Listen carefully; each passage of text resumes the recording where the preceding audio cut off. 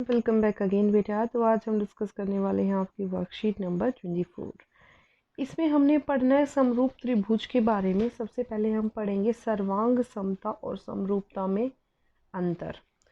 तो बेटा सर्वांग सम और इसमें अंतर क्या होता है, देखो ध्यान से।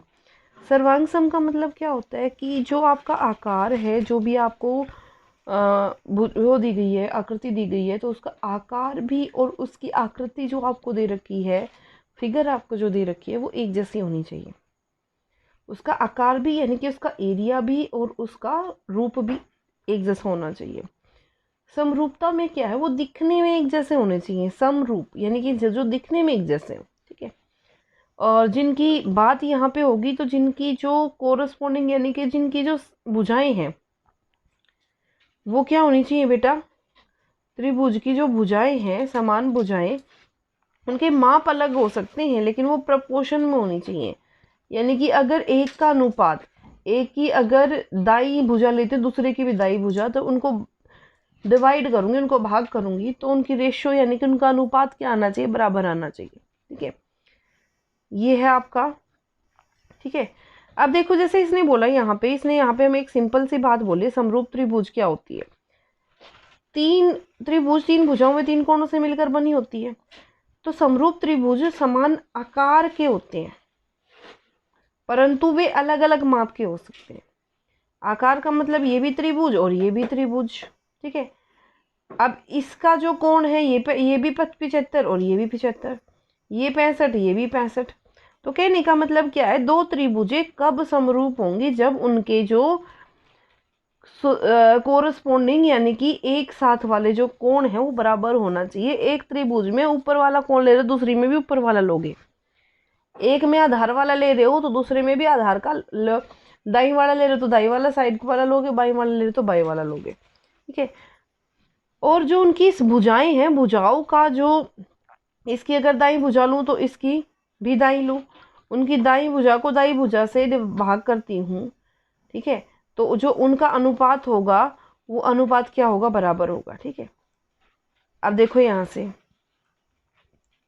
सर्वांग सम में क्या होगा बेटा, माप भी बराबर होगा भुजा का। एक भुजा 5, दूसरी भी 5 होगी। एक 10 है तो दूसरी भी क्या होगी, 10 होगी। अब पहला प्रश्न क्या कह रहा है, निम्न में से कौन सी भुजा, कौन सा समरूप है। समरूप कौन कौन सा दिखा रहा है, तो ध्यान से देखो।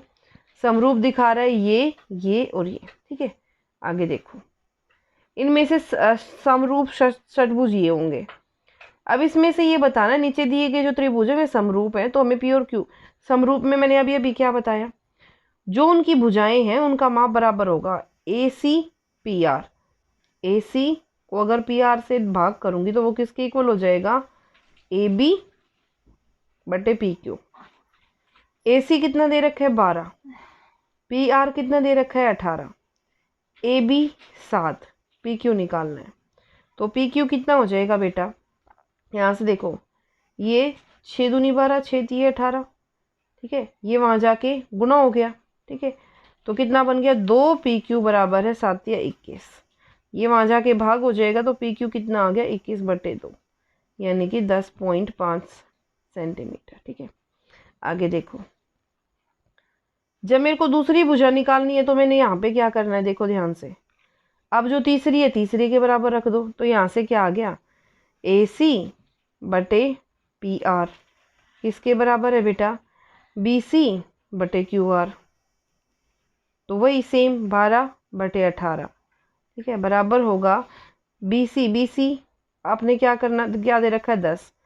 क्यू आर की वैल्यू निकालनी है। ये बन गया 2, ये बन गया 3, तो ये बन गया 2 क्यू आर बराबर है, ये गुना हो गया वहाँ जाके 30। तो क्यू आर कितना आ गया, 30/2, यानी कि 15 सेंटीमीटर। ठीक है, अब आगे देखो, अगले में उसने क्या दिया, ध्यान से देखना।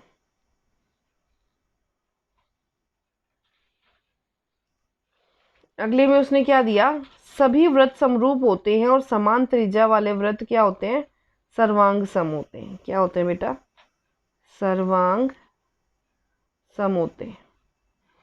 सभी वर्ग क्या होते हैं बेटा, समरूप होते हैं। सभी सभी समबाहु त्रिभुज क्या होते हैं बेटा? समरूप।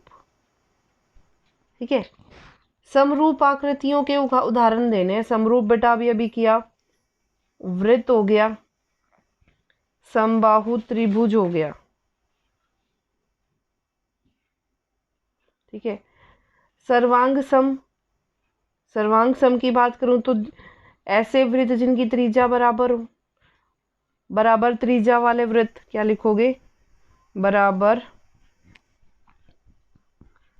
त्रिज्या वाले वृत्त, समान आकार, समान आकृति वाले, समान आकार और आकृति वाले त्रिभुज,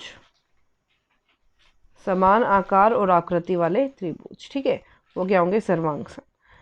तो ये थी आपकी worksheet number 23। I hope it is clear to you, and if you like it then please do like, subscribe, share. Thank you so much.